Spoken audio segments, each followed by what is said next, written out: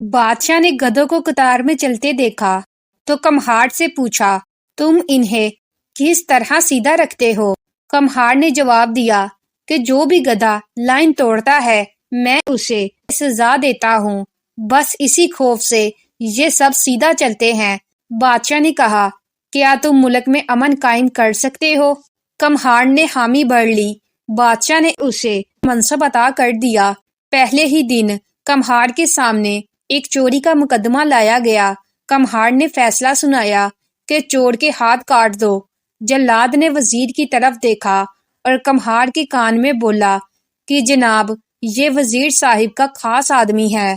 کمہار نے دوبارہ کہا کہ چور کے ہاتھ کاٹ دو۔ اس کے بعد خود وزیر نے کمہار کے کان میں سرگوشی کی کہ جناب، تھوڑا خیال کریں، یہ اپنا خاص آدمی ہے۔ کمہار بولا، چور کے ہاتھ کاٹ دیے جائیں اور سفارشی کی زبان کاٹ دی جائے۔ کہتے ہیں کہ کمہار کے صرف اس ایک فیصلے کے بعد پورے ملک میں امن قائم ہو گیا۔ ہمارے ہاں بھی امن قائم ہو سکتا ہے، مگر اس کے لیے چوروں کے ہاتھ کاٹنا پڑیں گے اور کچھ لوگوں کی زبانیں کاٹنا پڑیں گی۔